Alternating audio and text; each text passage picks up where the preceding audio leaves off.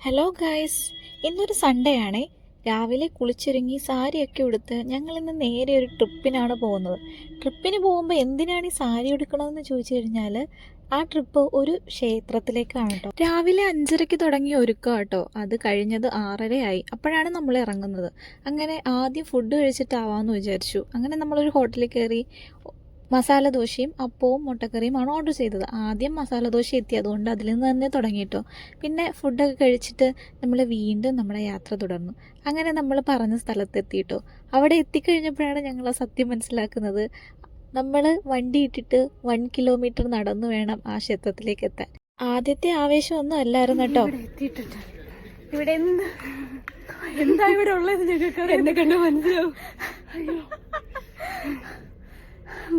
ശ്രീലക്ഷ്മി ക്ഷീണിച്ച് പണ്ടാരടങ്ങി.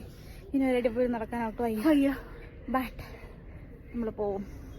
എന്തോ വലിയ വ്യൂ ഉണ്ടെന്ന് പറഞ്ഞിട്ടാണ് ഇവള് വലിച്ചു കയറ്റിയിരിക്കുന്നത്. ഇല്ലെങ്കിൽ ഇവിടെ അമ്പലത്തിന്റെ വേറെ ഒരു സ്മാരകം ഉണ്ടാവും. നമുക്ക് നോക്കാം ഇവിടെ അമ്പലം ഉണ്ടോന്ന്. നമ്മളിപ്പോൾ എത്തി നിൽക്കുന്നത് കന്യാകുമാരി ജില്ലയിലെ മാർത്താണ്ഡത്തിനടുത്തുള്ള ചിതറാൾ ആണ്.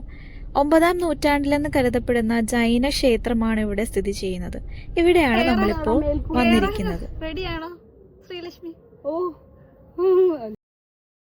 അങ്ങനെ നടന്ന് നടന്ന് നമ്മൾ മേളിലെത്തി.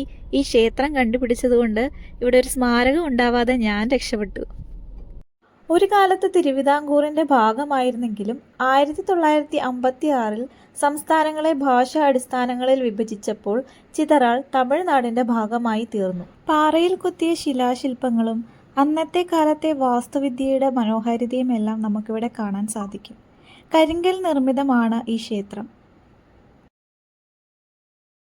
പാറകൾക്ക് നടുവിലായി നമുക്കൊരു കുളവും ഇവിടെ കാണാൻ സാധിക്കും. ഇവിടെ അധികം തിരക്കൊന്നും ഉണ്ടാവാറില്ല.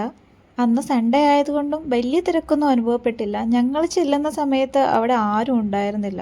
പിന്നീട് കുറച്ച് സമയം കഴിഞ്ഞപ്പോൾ അവിടെ തിരക്കായി. പിന്നെ നമ്മൾ നേരെ വീണ്ടും താഴത്തേക്ക് ഇറങ്ങി. വന്നപ്പോഴത്തേക്കും നല്ലോണം ക്ഷീണിച്ചിട്ടുണ്ടായിരുന്നു. താഴെ ചെറിയ ചെറിയ കടകളുണ്ടായിരുന്നു. അവിടെ നിന്ന് വെള്ളവും നാരങ്ങ വെള്ളമൊക്കെ കുടിച്ചിട്ട് നമ്മൾ വേഗം അവിടെ തന്നെ വാഷ്റൂം അവൈലബിൾ ആയിരുന്നു. അവിടെ നിന്ന് ഡ്രസ്സൊക്കെ മാറിയിട്ട് അവിടെ നിന്ന് നേരെ പോയത് നെട്ടയിലേക്കാണ്. അവിടേക്ക് പോകാനുള്ള മെയിൻ കാരണം ഫുഡ് കഴിക്കാം, നല്ല ഫിഷ് ഐറ്റംസ് ഒക്കെ അവിടെ അവൈലബിൾ ആണെന്ന് അറിഞ്ഞിട്ടാണ് നെട്ടയിലേക്ക് പോയത്. അങ്ങനെ അവിടെ ഒരു വീട്ടിലൂണ് പോലെയുള്ളൊരു സെറ്റപ്പിൽ അവിടെ കയറി ഞങ്ങൾ ഫുഡ് കഴിക്കാനിരുന്നു. അവിടെ നമുക്ക് ഏതെങ്കിലും ഫിഷ് നമുക്ക് സെലക്ട് ചെയ്യാമായിരുന്നു. അങ്ങനെ ഞങ്ങൾ സെലക്ട് ചെയ്ത ഫിഷ് കട്ട്ല എന്നാണ് അതിൻ്റെ പേര്. ഞാൻ അത് കഴിച്ചിട്ടില്ല, ആദ്യമായിട്ടാണ് കഴിക്കുന്നത്. അങ്ങനെ നമ്മൾ ഫിഷ് കറിയും ഫിഷ് പൊരിച്ചതും ഒക്കെ കൂട്ടി നല്ലതായിട്ട് ഫുഡ് കഴിച്ചു. ഫുഡൊക്കെ കഴിഞ്ഞ് നേരെ വീട്ടിലെത്തി. റൂമിൻ്റെ കോലമാണിത്. രാവിലെ ഇറങ്ങിപ്പോയതല്ലേ, അങ്ങനെ വന്നു നേരെ കിടന്നു. ഇന്നത്തെ ദിവസം അങ്ങനെ